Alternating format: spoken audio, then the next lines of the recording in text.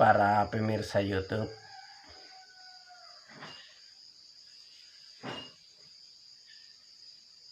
Hari ini saya membahas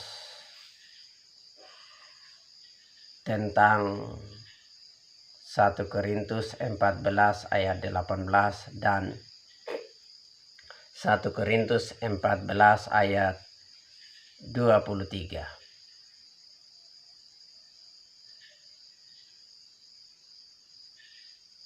Sebelum saya lanjut, saya persilahkan Anda membaca 1 Korintus 14 ayat 18 dan 1 Korintus 14 ayat 23.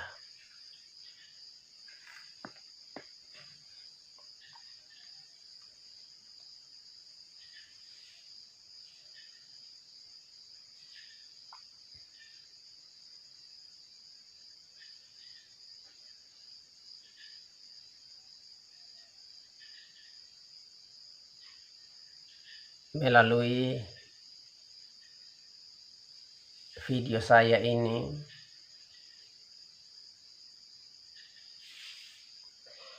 saya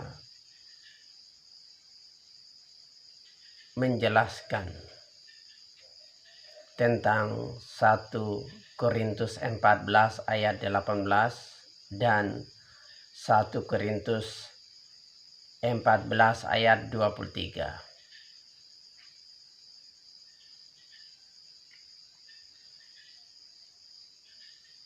Sebelum saya menjelaskan dua ayat tersebut, sebaiknya saya memberi kepada Anda dua ilustrasi supaya Anda mudah memahami penjelasan saya. Ilustrasi pertama adalah sebagai berikut. Ada dua orang yaitu seorang pernah makan kue donat dan seorang yang tidak pernah makan kue donat. Orang yang pernah makan kue donat ini bercerita tentang enaknya kue donat,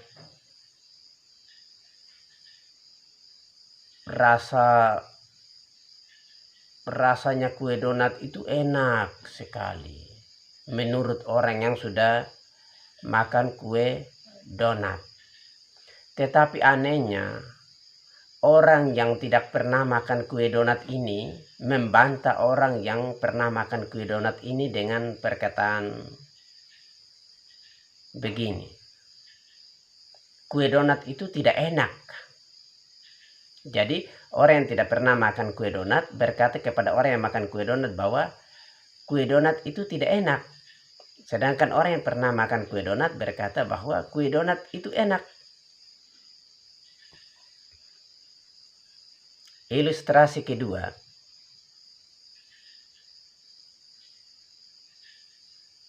Di suatu stadion olahraga sepak bola ada pertandingan bola kaki. Dalam pertandingan ini ada para penonton dan para pemain.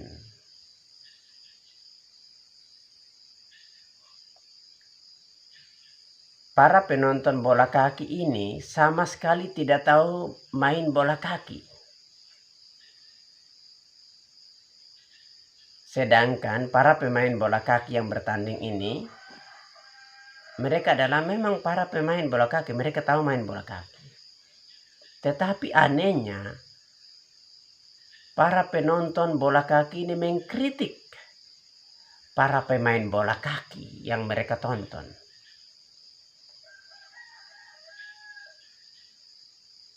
Jadi para penonton bola kaki tidak tahu main bola kaki, tapi mengkritik para pemain bola kaki yang tahu main bola kaki. Nah, sekian dulu dua ilustrasi saya. Baiklah, kembali lagi ke 1 Korintus 14 ayat 18. Jika Anda membaca 1 Korintus 14 ayat 18 itu, Rasul Paulus mengucap syukur kepada Allah sebab Rasul Paulus berbahasa roh lebih daripada jemaat Korintus. Artinya Rasul Paulus ini adalah perintis bahasa roh di jemaat Korintus.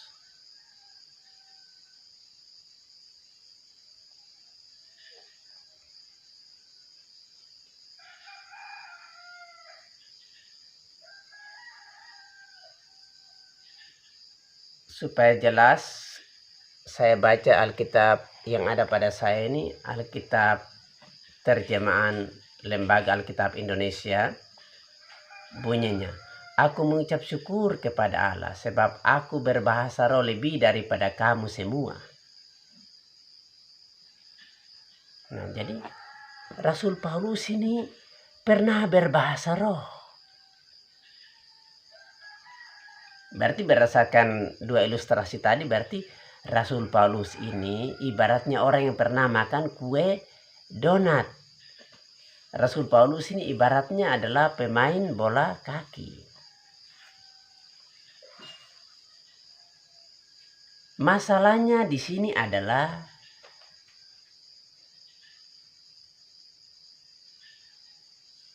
orang-orang di YouTube yang suka mengkritik orang-orang yang berbahasa roh, tetapi mereka sendiri belum pernah berbahasa roh, bahkan tidak pernah berbahasa roh. Tapi anehnya suka kritik orang-orang yang berbahasa roh. Wahai orang-orang yang suka mengkritik orang-orang yang berbahasa roh, saya tanya kepada Anda, sudahkah kalian berbahasa roh? Sudahkah kalian berbahasa roh? Sudahkah kalian berbahasa roh? Jika kalian belum pernah berbahasa roh, tetapi kalian suka mengkritik orang-orang yang berbahasa roh, maka saya katakan kepada Anda, Anda semua, stop kalian mengkritik orang-orang yang berbahasa roh, karena kalian sendiri pun belum pernah berbahasa roh.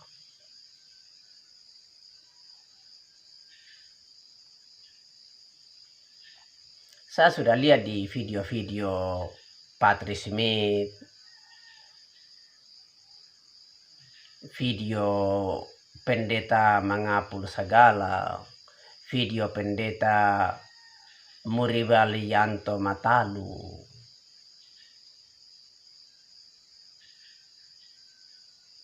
Tiga orang ini mengkritik orang-orang yang berbahasa roh. Persoalannya adalah, apakah Patrice Smith pernah berbahasa roh sehingga dia mengkritik orang-orang yang berbahasa roh? Apakah pendeta Mangapul Sagala pernah berbahasa roh sehingga dia mengkritik orang-orang yang berbahasa roh? Apakah pendeta Muribali Yanto Matalu pernah berbahasa roh sehingga dia mengkritik orang-orang yang berbahasa roh?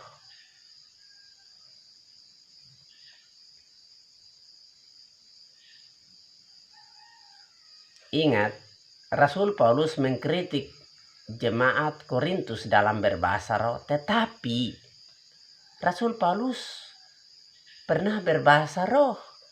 Bahkan Rasul Paulus adalah perintis bahasa roh di jemaat Korintus. Bahkan Rasul Paulus berbahasa roh lebih daripada jemaat Korintus. Wajarlah dia punya hak untuk mengkritik jemaat Korintus karena dia sudah pernah berbahasa roh. Tapi Anda yang tidak pernah berbahasa roh ini, lalu Anda mengkritik orang-orang yang berbahasa roh, saya katakan Anda bodoh. Anda tidak punya hak untuk mengkritik orang-orang yang berbahasa roh.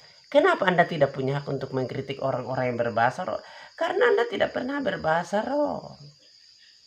Saya katakan Anda bodoh karena Anda tidak pernah berbahasa roh, tapi suka mengkritik orang yang berbahasa roh. Ini Anda ibaratnya seperti orang yang tidak pernah makan kue donat, tetapi Anda mengkritik orang yang pernah makan kue donat. Ini ibaratnya Anda tidak tahu bermain bola kaki, tetapi Anda suka mengkritik orang yang tahu bermain bola kaki. Anda bodoh.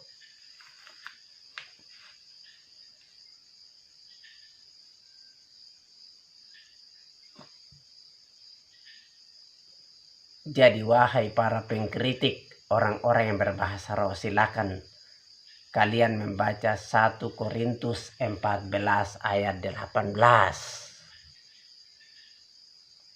Di situ Rasul Paulus mengkritik jemaat Korintus tentang bahasa roh. Tetapi Rasul Paulus sendiri juga pernah berbahasa roh. Lalu Anda yang tidak pernah berbahasa roh, kok Anda ini kritik orang-orang yang pernah berbahasa roh? Anda ini bodoh. Ya. Anda bodoh. Kalian bodoh. Karena kalian tidak pernah berbahasa roh, tapi kalian mengkritik orang-orang yang pernah berbahasa roh.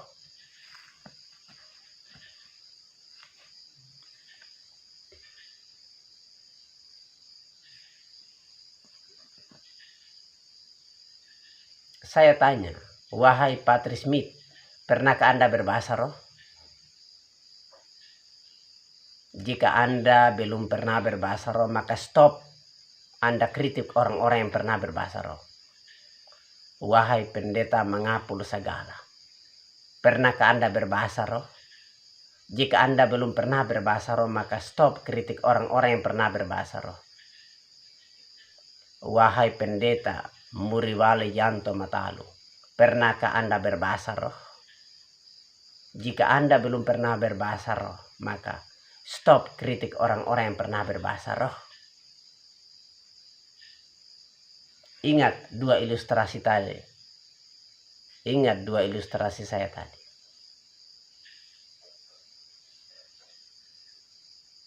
Saya katakan kepada kalian bertiga, jika kalian bertiga tidak pernah berbahasa roh, tapi kalian bertiga kritik orang-orang yang berbahasa roh, maka kalian bertiga adalah orang-orang bodoh.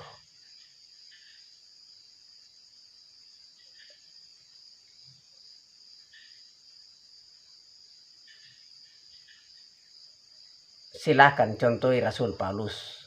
Rasul Paulus, pertama-tama Rasul Paulus berbahasa roh lebih dahulu. Kemudian barulah Rasul Paulus mengkritik jemaat Korintus yang berbahasa roh. Bukan seperti kalian-kalian ini. Tidak pernah berbahasa roh, tapi suka kritik orang yang berbahasa roh.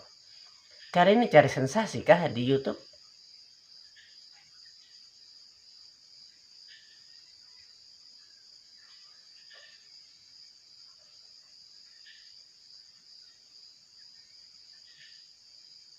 Sekarang saya bahas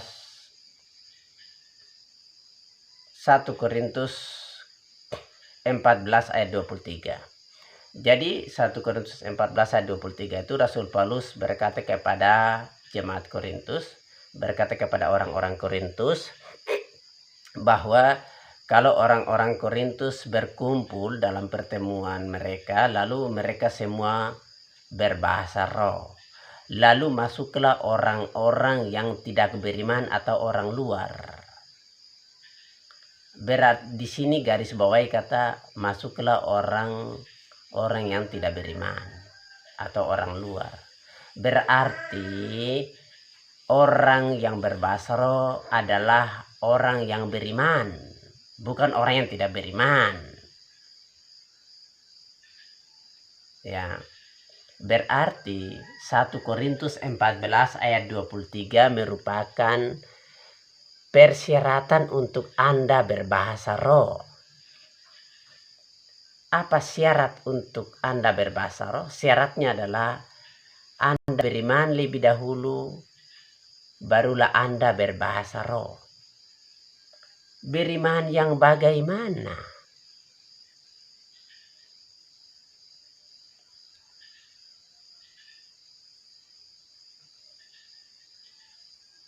Beriman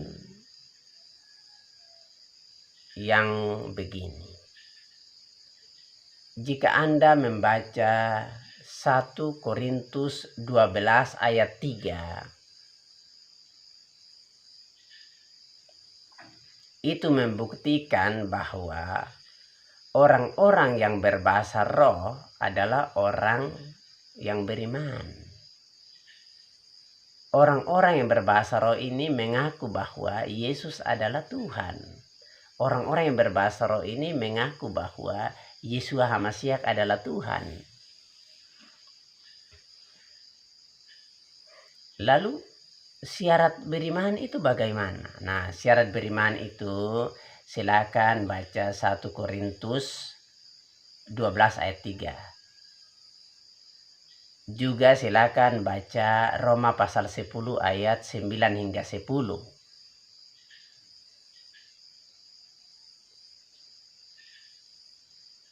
Jika Anda memenuhi persyaratan Roma pasal 10 ayat 9 hingga 10, berarti Anda berhak untuk berbahasa roh. Tetapi jika Anda tidak memenuhi persyaratan Roma pasal 10 ayat 9 hingga 10, berarti Anda tidak bisa berbahasa roh.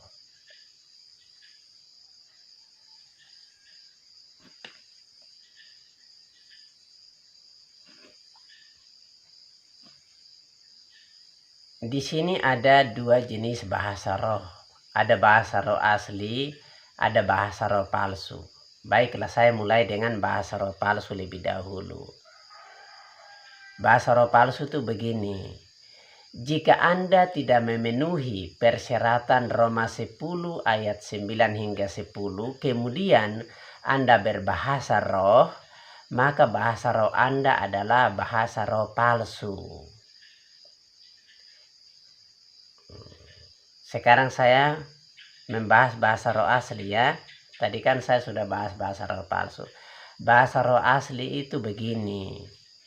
Jika Anda memenuhi persyaratan Roma 10 ayat 9 hingga 10, kemudian Anda berbahasa roh, maka bahasa roh Anda itu adalah bahasa roh asli.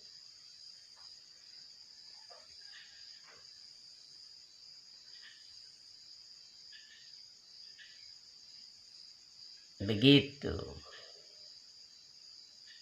Jadi cara membedakan bahasa roh asli dan bahasa roh palsu itu seperti itu. Bahasa roh asli itu jika Anda memenuhi persyaratan Roma 10 ayat 9 hingga 10, kemudian Anda berbahasa roh, maka bahasa roh Anda itu adalah bahasa roh asli. Tetapi jika Anda tidak memenuhi persyaratan Roma 10 ayat 9 hingga 10, kemudian Anda berbahasa roh, maka bahasa roh Anda itu bahasa roh palsu. Sudahkah Anda mengerti penjelasan saya? Apakah kata-kata saya ini sudah jelas buat Anda? Jadi sebaiknya Patrice Smith ini dia kritik orang-orang yang berbahasa roh palsu.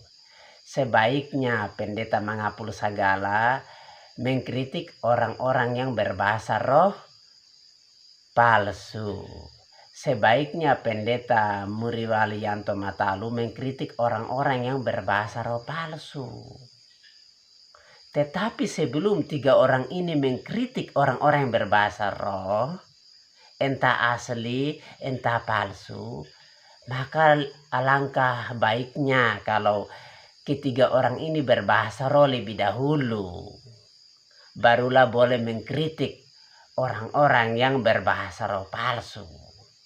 Tapi kalau kalian bertiga tidak pernah berbahasa roh, lalu kalian mengkritik orang-orang yang berbahasa roh, berarti kalian ini kan orang-orang bodoh.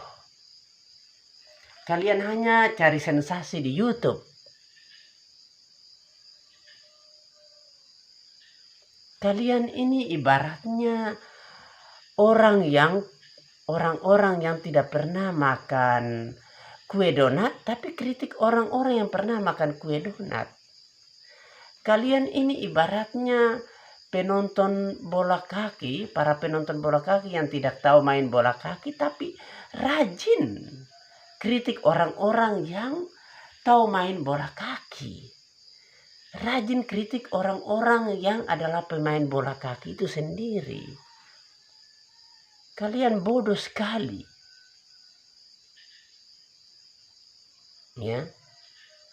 Ingat, Rasul Paulus itu mengkritik orang-orang Korintus dalam penyalahgunaan berbahasa roh. Tetapi Rasul Paulus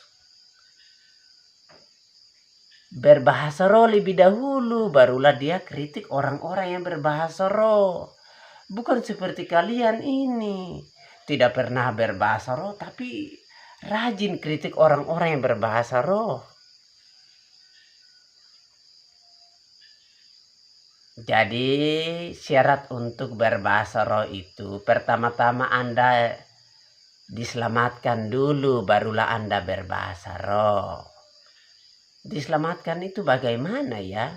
Ya baca saja persyaratan keselamatan di Roma pasal 10 ayat 9 hingga 10. Jadi pertama-tama Anda diselamatkan, kemudian Anda berbahasa roh. Anda dibenarkan, kemudian Anda berbahasa roh. Bukan sebaliknya. Bukan Anda berbahasa roh, kemudian Anda diselamatkan. Kalau Anda berbahasa roh, kemudian Anda diselamatkan, ya itu salah.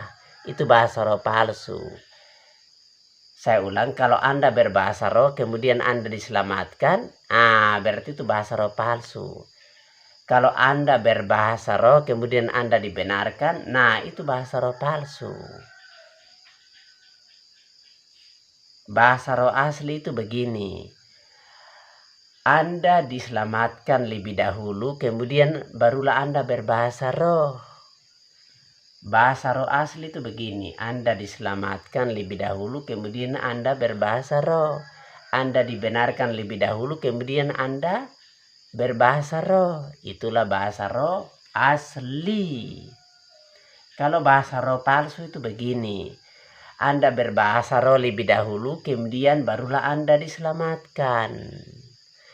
Anda berbahasa roh lebih dahulu, kemudian barulah Anda dibenarkan. Itulah bahasa roh palsu. Begitu.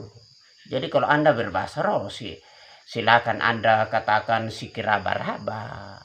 Ya, Anda katakan raba-raba-raba. Anda katakan siki-siki-siki. Terserah. Yang penting Anda sudah diselamatkan lebih dahulu. Jadi saya tidak persoalkan bunyinya. Entah Anda katakan raba-raba, entah Anda katakan siki-siki, entah Anda katakan siki-siki raba-raba. Tidak masalah. Yang penting adalah Anda diselamatkan lebih dahulu, barulah Anda katakan siki-siki raba-raba. Yang terpenting adalah Anda dibenarkan lebih dahulu, baru Anda katakan siki-siki raba-raba. Jadi menurut saya itu bunyi itu tidak masalah. Karena Rasul Paulus berkata bahwa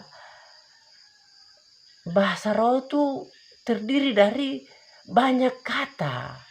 Ada ribuan kata dalam bahasa roh, bukan hanya siki-siki raba-raba. Sama dengan bahasa Indonesia, ada beribu-ribu kata. Ada beribu-ribu kosakata dalam bahasa Indonesia. Jadi bahasa roh itu juga pastilah ada ribuan kata. Ada ribuan kosakatanya, bukan hanya siki-siki raba-raba. Jadi kalau Anda memenuhi persyaratan Roma 10 ayat 9 hingga 10, kemudian Anda katakan siki-siki raba-raba, ya bahasa roh Anda saya nyatakan asli.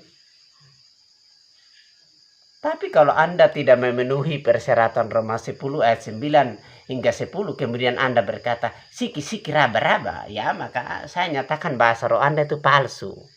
Begitu, itu saja. Memang di YouTube akhir-akhir ini ada banyak orang yang mengejek siki-siki raba-raba. Ya. Ada seorang pendeta yang belum pernah berbahasa roh, dia berkata kepada saya begini, raba-raba, raba-raba susu, raba-raba kutang. Ya, dia mengejek. Tapi akhirnya orang yang mengatakan raba-raba susu, raba-raba kutang ini, akhirnya pendeta ini juga setelah dia mengatakan itu, dia jatuh dalam dosa persinahan.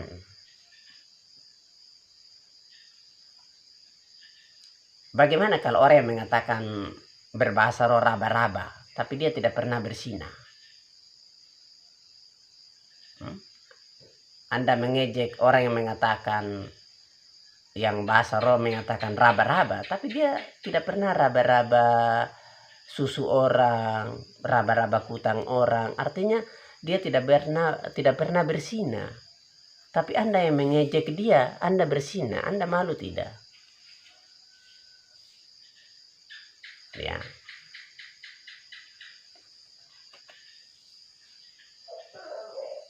Saya yakin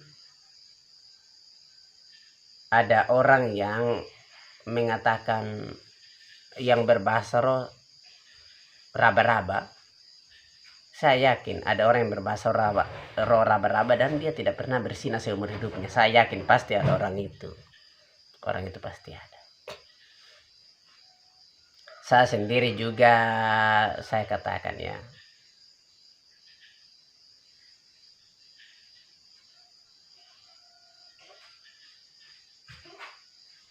saya membuat YouTube ini bukan untuk menjelekkan Patrice Smith. Saya membuat YouTube ini bukan untuk menjelekkan pendeta mengapul segala. Saya membuat YouTube ini bukan untuk menjelekkan pendeta Muriwali Yanto Matalu. Saya buat video ini tujuannya adalah untuk saya katakan kepada ketiga orang ini bahwa sebaiknya ketiga orang ini berbahasa roh lebih dahulu. Setelah ketiga orang ini berbahasa roh, barulah mereka boleh kritik orang-orang yang berbahasa roh. Misalnya begini,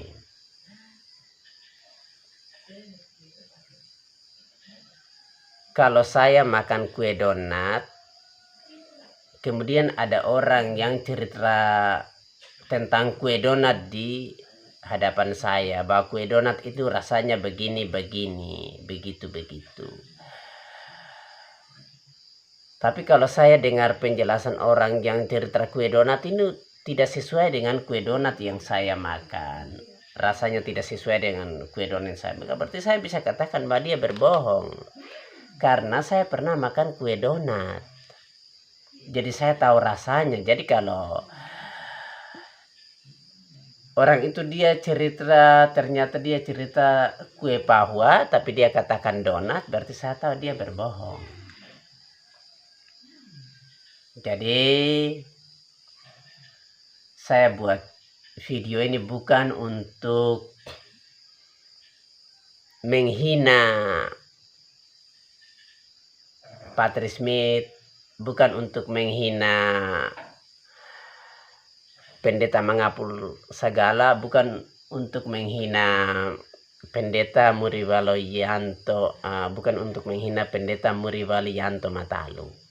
Saya membuat video ini untuk menantang ketiga orang ini untuk membaca 1 Korintus 14 ayat 18.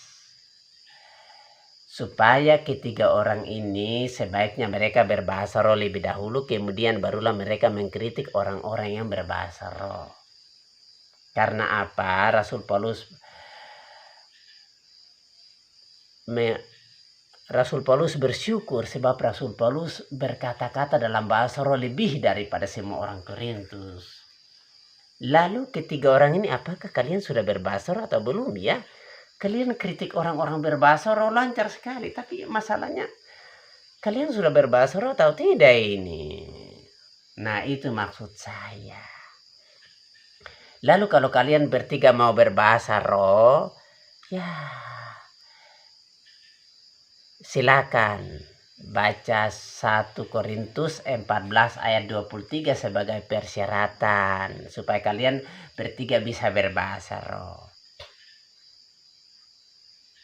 Begitu.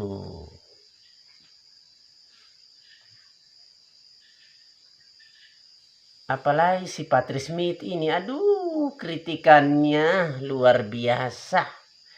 Mengkritik orang-orang yang berbahasa roh luar biasa. Video ini saya tujukan bukan hanya kepada ketiga orang tadi. Banyak orang seperti ketiga orang tadi. Belum pernah berbahasa roh, tapi kritik mereka terhadap orang-orang yang berbahasa roh itu luar biasa. Pedasnya. Dijadikan lelucon pula, apalagi si Patrick Smith itu. Jadi bagi saya tidak masalah. Bunyi bahasa roh Anda silakan Anda katakan siki-siki raba-raba. Terserah. Sandal lama, sandal baru, terserah. Yang terpenting adalah Anda sudah diselamatkan lebih dahulu, barulah Anda berbahasa roh. Yang terpenting adalah Anda sudah dibenarkan lebih dahulu, kemudian barulah Anda berbahasa roh. Jadi bagi saya itu yang penting Anda memenuhi persyaratan Roma 10 ayat 9 hingga 10. Barulah Anda mau katakan siki-siki raba-raba, terserah. Sandal lama, sandal baru, terserah. Yang penting Anda sudah selamat lebih dahulu.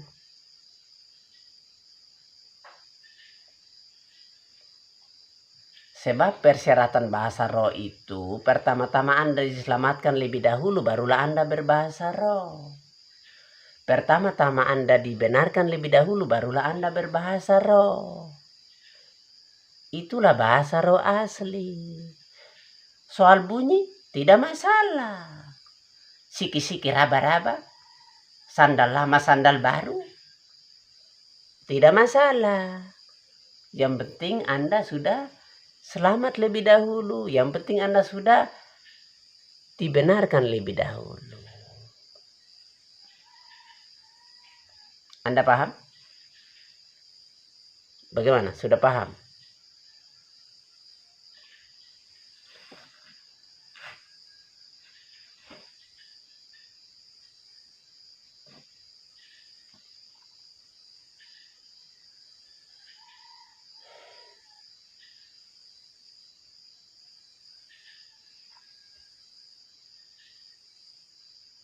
Ada yang mengkritik bahwa orang yang berbahasa roh raba-raba akhirnya jatuh, orang-orang yang berbahasa roh raba-raba itu jatuh dalam persinahan. Iya, lalu apakah Anda yang tidak berbahasa roh tidak bersinah? Anda yang tidak berbahasa roh juga bersinah kok. Lalu Anda kritik orang yang berbahasa roh raba-raba. Kemudian orang yang berbahasa roh raba-raba ini bersinah, lalu Anda kritik. Nah, itu karena dia katakan raba-raba, akhirnya dia bersinah. Lalu Anda yang tidak berbahasa roh tidak bersinah. Jujurlah. Jangan terlalu cari sensasi. Pembicaraan saya ini ya seperti apa, berputar-putar, bertele-tele, atau seperti inilah. Saya berbicara itu apa adanya. Ya, saya ini tidak tahu merangkai bahasa ya. Saya ini bicara itu begitu saja. Yang penting Anda bisa paham. Jadi pada dasarnya begini. Intinya adalah sebelum Anda menceritakan tentang rasanya kue donat itu, sebaiknya Anda makan kue donat dulu, baru Anda cerita kue donat. Bagaimana? Ilustrasi tadi bagaimana menurut Anda bagaimana? Silakan Anda pilih. Apakah Anda mau seperti begini? Anda tidak pernah makan kue donat tapi cerita tentang enaknya kue donat, ataukah Anda pilih Anda makan kue donat lebih dahulu baru Anda cerita tentang enaknya kue donat? Mana yang Anda pilih? Makan kue donat lebih dahulu baru cerita kue donat, atau tidak pernah makan kue donat tapi cerita tentang kue donat? Enaknya kue donat bagaimana? Anda pilih mana? Atau Anda mau pilih yang mana? Tahu main bola kaki baru Anda cerita bola kaki, ataukah Anda tidak tahu main bola kaki tapi cerita tentang bola kaki? Anda pilih mana? Oke, kita kembali ke penerapannya. Bagaimana? Sebelum Anda cerita tentang bahasa roh, menurut Anda mana yang lebih bagus? Anda berbahasa roh lebih dahulu barulah Anda kritik orang-orang yang berbahasa roh, ataukah Anda tidak pernah berbahasa roh tapi Anda kritik orang-orang berbahasa roh? Anda pilih yang mana? Ikuti teladan Rasul Paulus. Rasul Paulus itu pertama-tama dia berbahasa roh lebih dahulu, kemudian barulah dia mengkritik orang-orang Korintus yang menyalahgunakan bahasa roh dalam pertemuan-pertemuan jemaat. Begitu. Ingat, Rasul Paulus juga menulis dalam 1 Korintus pasal 14 itu, kalau Anda teliti baca, Rasul Paulus mengatakan jangan melarang orang yang berbahasa roh. Nah, jangan melarang.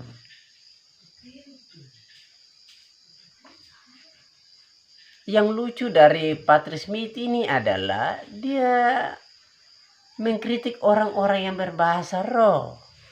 Tetapi masalahnya adalah apakah Patrice Smith sudah berbahasa roh atau belum ya? Yang lucu dari pendeta Mengapul Segala ini, dia mengkritik orang-orang yang berbahasa roh, tapi masalahnya adalah apakah pendeta Mengapul Segala ini sudah berbahasa roh atau belum ya? Yang lucu dari pendeta Muriwalianto Matalu ini, dia mengkritik orang-orang yang berbahasa roh, tapi masalahnya adalah apakah pendeta Muriwalianto Matalu ini sudah berbahasa roh atau belum ya? Jangan-jangan ketiga orang ini ibaratnya orang-orang yang belum pernah makan kue donat tapi mengkritik orang-orang yang makan kue donat. Jangan-jangan ketiga orang ini mereka seperti penonton bola kaki yang tidak tahu main bola kaki tapi mengkritik para pemain bola kaki yang tahu main bola kaki. Biasa pengkritik itu lebih pintar daripada pemain. Iya, biasa begitu. Biasa pemain bola kaki itu bodoh di hadapan para pengkritik. Di hadapan para pengkritik mereka. Padahal para pengkritik bola kaki ini tidak tahu main bola kaki. Lucunya di sini. Kalau saya pribadi, saya pernah berbahasa roh. Begini ceritanya.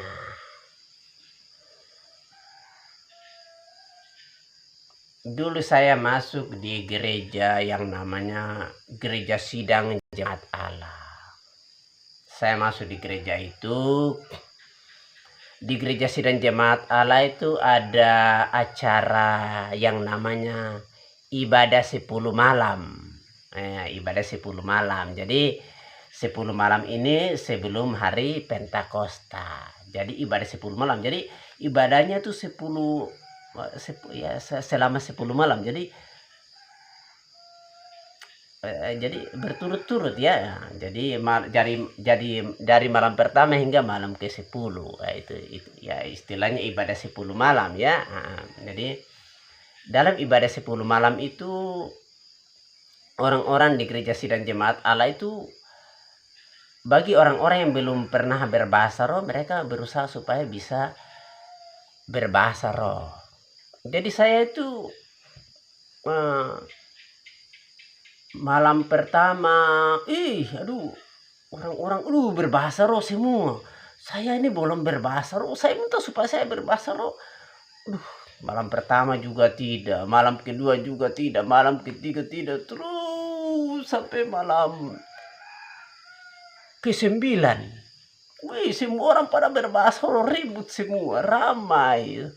Kok saya ini tidak pernah berbahasa roh, saya memohon terus pada Tuhan, minta supaya saya berbahasa roh. Tapi saya tidak pernah berbahasa roh. Hanya orang-orang di sekitar saya berbahasa roh. Seperti itu sudah. Ya, Anda tahulah bahasanya bagaimana. Ya, silakan saja. Menurut Anda bahasanya bagaimana? Ya, saya tidak mau beritahu. Nanti Anda ejek-ejek lagi di sini ya. Oke. Jadi selama 9 malam itu saya tidak pernah berbahasa roh. Sedangkan di kiri kanan saya, di depan saya, di belakang saya, mereka semua pada bahasa roh. Saya berdoa terus minta. Tuh belum pernah berbahasa roh ini. Akhirnya ya saya menangis terus juga ya. Saya meminta sampai menangis. Itu berarti saya sungguh-sungguh toh. Akhirnya malam ke-9 juga saya tidak berbahasa roh. Lalu saya pulang dengan sangat kecewa. Anda tahu Alkitab yang namanya De Gideons itu? Yang kitab perjanjian baru yang ada kitab Mazmur dan kitab Amsal itu. Saya pulang, saya ambil kitab De Gideons itu yang ada perjanjian baru, kemudian ada Mazmur, ada Amsal itu ya, gitu. Saya ambil Alkitab itu lalu saya berdoa. Doa kali ini adalah saya memprotes Tuhan. Saya katakan Tuhan tidak adil. Masa orang lain berbahasa roh kok saya tidak? Saya kan sudah terima Yesus sebagai Tuhan dan Juru Selamat pribadi saya. Kok orang lain berbahasa roh saya tidak? Saudara, mungkin Anda pernah dengar ada satu lagu dia bilang begini. Ini orang bilang ini lagu iri hati. Kalau lain ditolong, saya juga. Artinya begini, kalau orang lain Tuhan kasih mereka berbahasa roh, saya juga dong. Jadi saya protes Tuhan. Tuhan, Engkau tidak adil. Masa orang lain berbahasa roh, saya tidak. Sambil menangis, saudara. Saya menangis. Sedih sekali. Lalu saya siram minyak tanah di tungku. Saya nyalakan api. Nah, setelah api menyala, saya dengan marah lempar Alkitab itu ke dalam api. Alkitab De Gideons itu. Perjanjian baru yang ada tambahan Amsal dan Mazmur itu. Saya lempar ke dalam api. Saya marah. Dan apa yang terjadi? Pada malam harinya, pada malam ke-10, tiba-tiba saya sadar 100%. Saya sadar. Jadi bahasa roh itu sadar 100%. Bukan tidak sadar. Saya sadar 100%. Saya sadar sesadar-sadarnya. Tiba-tiba mulut saya bergerak sendiri-sendiri. Mulut saya berkata-kata dalam bahasa yang saya tidak tahu artinya.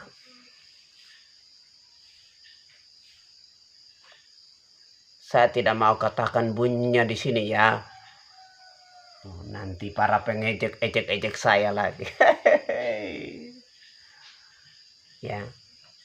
Saya tiba-tiba berbahasa roh. Mungkin Anda protes, mungkin Anda protes saya bahwa saya sudah bakar Alkitab De Gideons ya, perjanjian baru yang ada tambahan Amsal dan Mazmur, kok saya berbahasa roh. Saudara, Tuhan melihat hati. Mungkin Anda lihat, Anda dengar, dan Anda menghakimi saya karena saya bakar Alkitab. Jadi saya bakar Alkitab lebih dahulu, sambil menangis, sambil sedih, sambil meratap kepada Tuhan. Saya katakan, Tuhan, Engkau tidak adil. Masa orang lain berbahasa roh, kok saya tidak?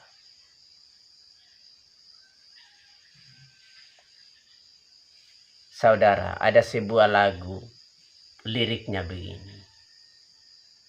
Saat ku bimbang, saat ku ragu, saat itu kasih Yesus datang.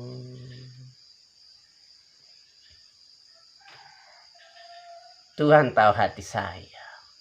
Tuhan tahu kerinduan saya. Saya rindu berbahasa roh. Tuhan tahu kerinduan saya. Para pemirsa YouTube, sampai sekarang pun saya masih berbahasa roh. Tapi saya tidak berbahasa roh setiap hari, saudara. Saya berbahasa roh kalau saya ada dalam masalah berat. Kalau saya dalam masalah berat, barulah bahasa roh itu saya itu keluar. Ya. Dan Anda tahu, supaya Anda tahu, bahasa roh saya itu kata-katanya biasanya berubah-berubah, tidak satu kata, selalu berubah. Yang saya dengar itu kosakatanya selalu berubah dan berubah setiap saya berbahasa roh itu. Dan Anda tahu, saya berbahasa roh tidak setiap saat. Pada waktu saya mengalami masalah yang rumit, masalah yang berat, itu tiba-tiba bahasa roh saya itu keluar dengan sendirinya. Dan masalah-masalah saya akhirnya terpecahkan. Ya. Saya bukan berbahasa roh setiap saat.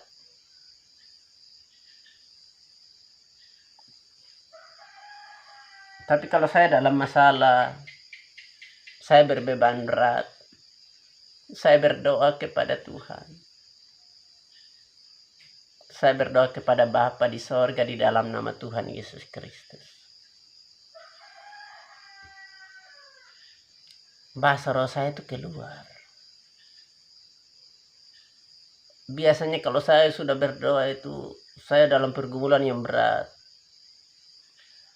barulah saya katakan, Bapa di dalam nama Tuhan Yesus Kristus, saya minta Roh Kudus berdoa ganti saya. Ketika saya katakan kata-kata seperti itu, tiba-tiba bahasa roh saya itu keluar dengan sendirinya. Tapi ingat, kosakatanya tidak selalu sama. Saya berbahasa roh juga tidak panjang.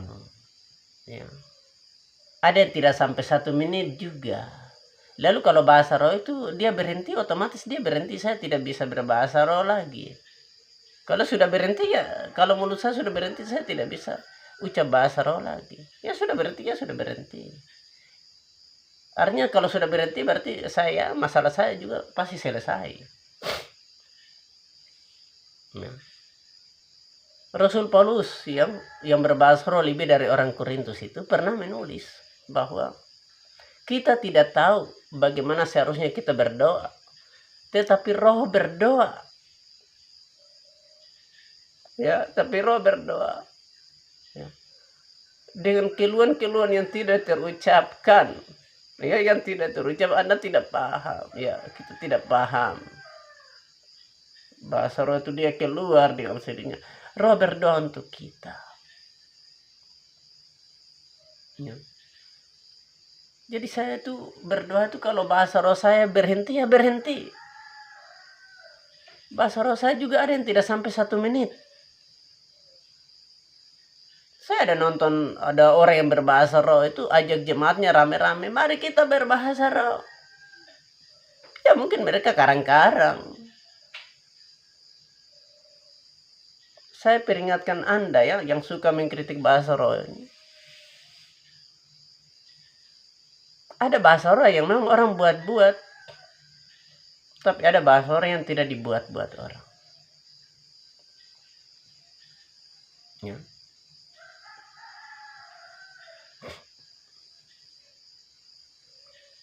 Dan bunyi dari bahasa roh saya itu saya tidak pernah tampilkan di YouTube.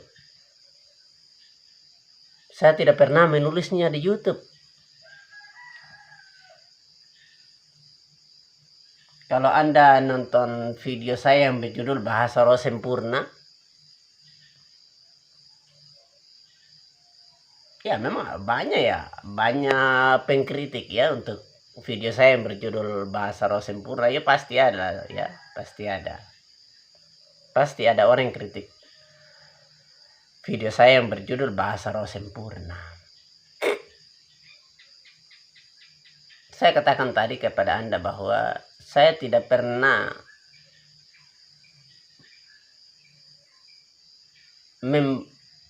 menulis bahasa roh yang bunyi bahasa roh saya itu di YouTube. Saya tidak pernah, selama ini saya tidak pernah berkata-kata dengan bahasa roh yang saya pernah alami itu di YouTube.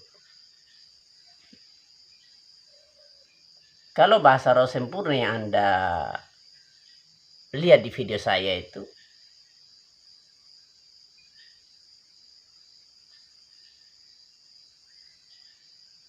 menurut Anda bagaimana? Loh, tadi kan saya mengaku bahwa saya tidak pernah menulis bahasa roh, bunyi bahasa roh di YouTube. Saya tidak pernah memperkatakan bahasa roh di YouTube.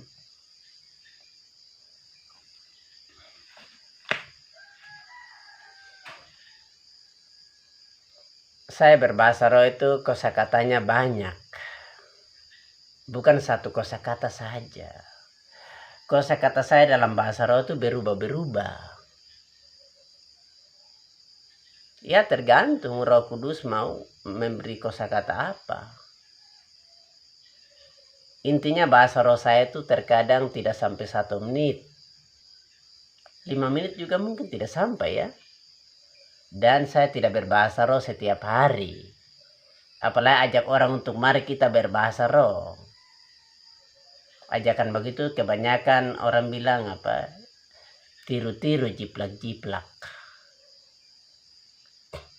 Lalu bagaimana dengan bahasa roh sempurna yang saya tampilkan di video saya yang berjudul Bahasa Roh Sempurna, Bahasa Roh Asli? Bagaimana?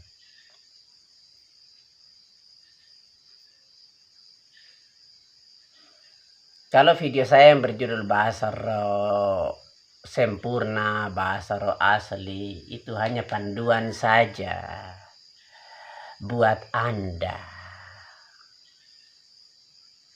Panduan. Video itu saya menyadarkan Anda bahwa bahasa roh itu bukan hanya kata-katanya, bukan hanya siki-siki, raba-raba, sandalama. Bukan itu saja. Karena Rasul Paulus mengatakan bahwa ada beribu-ribu kata dalam bahasa roh. Berarti di video saya yang berjudul Bahasa Roh Sempurna itu pasti ada kata-kata bahasa roh juga seperti yang saya tulis di bahasa roh yang saya tampilkan di video saya yang berjudul Bahasa Roh Sempurna itu.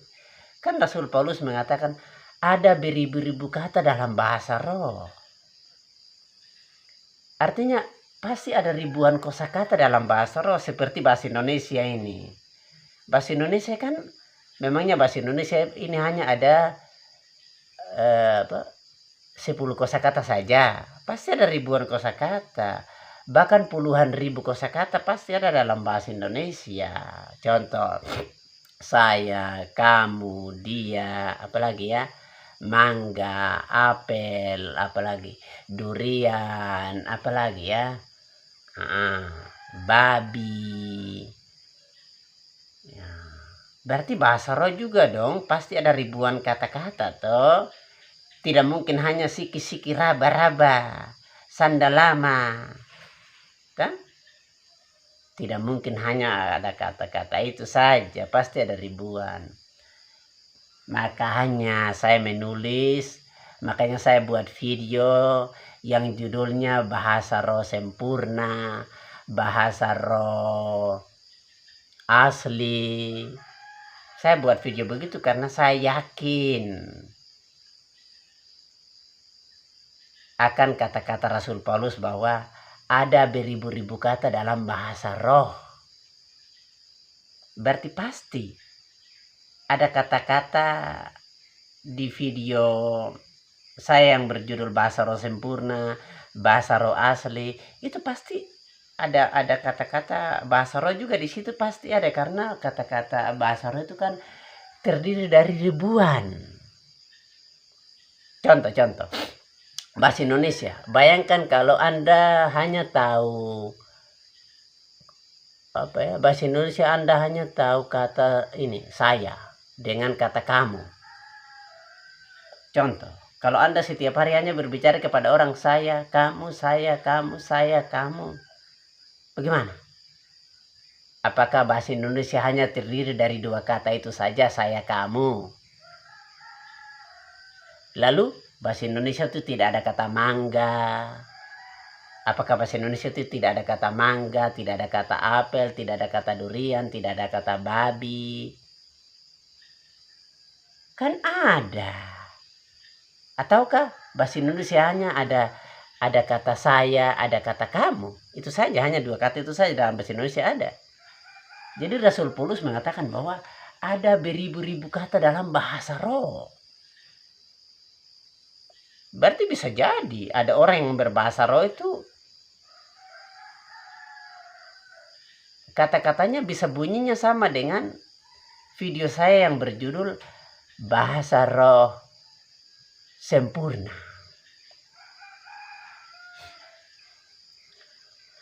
Memang ada penipuan dalam berbahasa roh. Saya pernah dengar ada satu cerita begini kisahnya. Katanya begini, ini entah ceritanya benar atau tidak, atau mungkin istilahnya ini cuma mob. Istilahnya kalau saya orang Maluku ya, tapi orang Papua mengatakan mob itu cerita mob ya, mungkin Anda tahu sih kepanjangannya apa ya. Saya juga kalau tidak salah mulu orang parlente begitu. Katanya ada seorang yang berasal, menurut cerita ini ada seorang yang berasal dari suatu pulau yang namanya Pulau Moa. Lalu dia pergi ke satu daerah yang dimana orang-orang di situ tidak tahu bahasa Moa. Jadi dia orang Moa, dia tahu bahasa Moa. Lalu dia pergi ke satu gereja yang menurut dia di situ tidak ada orang yang tahu bahasa Moa. Lalu pada waktu pujian dan penyembahan, dia langsung, karena dia lihat ke kiri, ke kanan, muka belakang, sepertinya tidak ada orang Moa di sini. Wah, tidak ada orang yang satu daerah dengan dia. Akhirnya dia mulai berbahasa daerahnya sendiri, bahasa Moa. Dia bilang begini, dalam bahasa roh itu dia bilang begini, acam jarto badekatim nyati, acam jarto badekatim nyati, acam jarto badekatim nyati. Itu bahasa Moa. Kalau diterjemahkan dalam bahasa Indonesia itu begini, kalau kalian tidak bertobat, kalian mati. Jadi terjemahannya begini, kalau kalian tidak bertobat, kalian akan mati. Jadi dia ulang terus. Setiap ibadah dia cerita, acam bertobat dekatim nyati, acam bertobat dekatim nyati. Jadi orang di sekitarnya, muka belakang, kiri, kanan, karena mereka bukan orang Moa, mereka tidak tahu bahasa Moa, mereka pikir, wah ini bahasa roh ini kok bahasanya lain ya. Lalu dia terus begitu. Lalu suatu hari datanglah ada satu orang Moa ya, jadi satu daerah dengan dia juga, dia masuk dalam di gereja itu. Jadi pada waktu orang yang